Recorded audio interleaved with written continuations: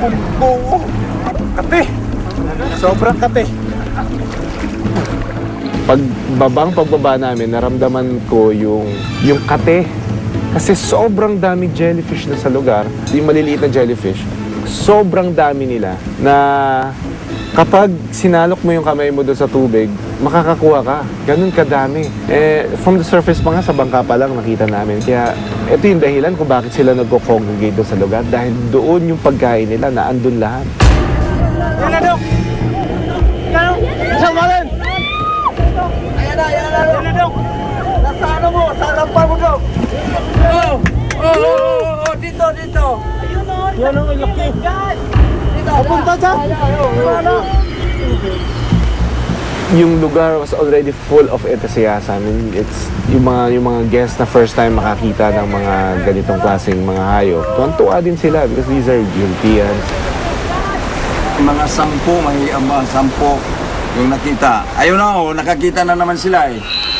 Yun, sa ano natin, sa front.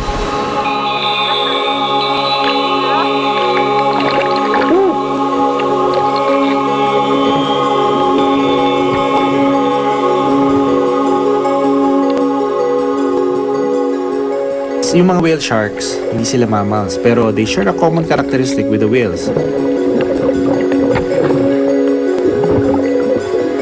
Kumakain sila ng planktons, filter feeder sila. Parang yung ibang species ng whales. Siguro 3 individual na butanding yung nakita namin.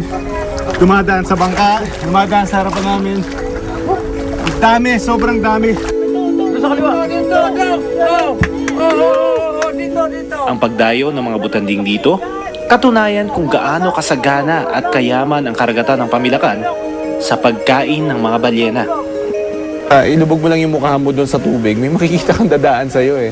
Yung boat nga namin, may dumaan sa kaliwa, may dumaan sa kanan.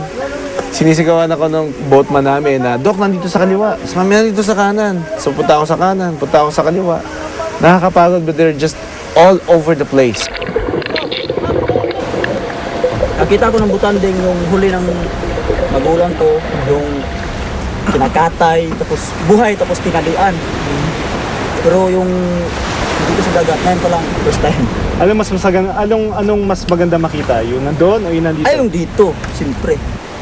Hindi talaga ito yung hinahanap namin sa expedition na ito. Pero nasurpresa kami dahil isang malaking sorpresa pala yung tatambad sa amin dito.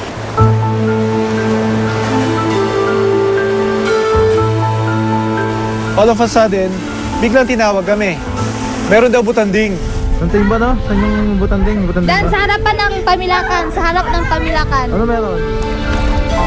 Siguro we're able to prepare for mga 5 minutes. Nasa bangka kami lahat. And then in 5 minutes time, nandun kami sa location kung saan sinabi na nandun daw yung butanding.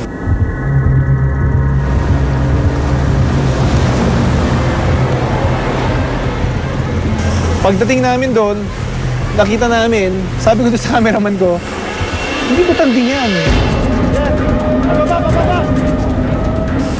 So sabi namin, hindi butanding to.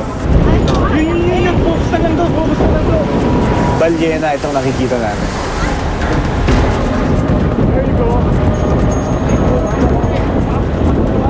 Akala namin, tinawag kami doon habang nagpapahinga kami after lunch.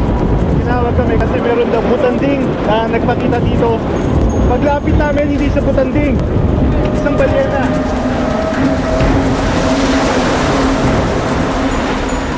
And then may makikita mo nila mag-dorsal fin.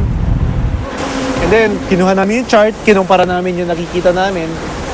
Pareho yun sa dorsal fins, pareho yung buntot niya. Blue whale. Blue whale yung nakita namin. It's the biggest whales na pwede natin makita dito sa Pilipinas. Yung movement niya kasi very graceful from the surface, blow, and then dorsal fin, pababa. It was really amazing.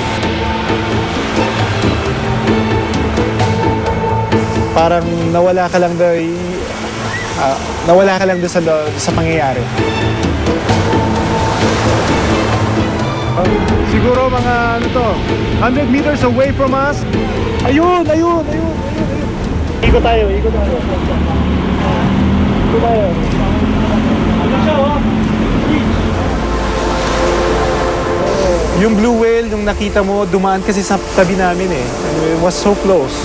And every time it will breathe, every time na mag-blow siya, yung dama mo yung energy, at saka dama mo yung power niya.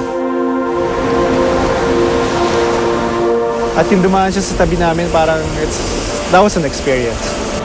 May takot pa rin eh, na baka sa laki niya, sa lakas niya, kayang-kaya naman niya kaming itumba at saktan, no?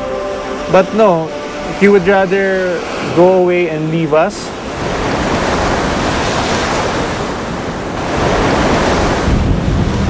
Na 10 minutes, lumabas na siya ulit.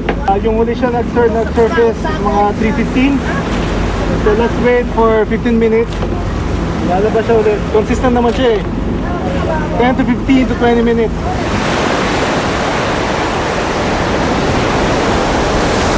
And then every time na nasa-surface siya, mga 10 to 12 blows. Yung nakikita kasi kanina, binilang natin.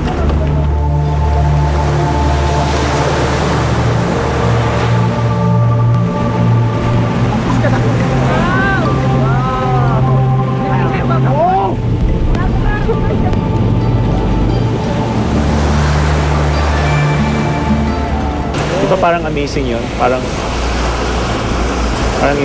ibang klase. And yet, hinayaan lang niya tayong panoorin siya at i-observe siya. Ang blue whale ang pinakamalaking nilalang sa buong mundo. Kung mape-verify o masisigurong ang blue whale ang balyena, ito na marahil ang kauna-unahang pagkakataon na madodokumento at maipapakita sa lokal na telebisyon ang blue whale na naglalagi dito sa ating karagatan. Grabe yung feeling, grabe. Sobra. I got pictures! Abangan sa susunod na Miyerkules ang iba pang encounter namin sa balyenang ito. Ako si Doc Ferd Stresio, born to be wild.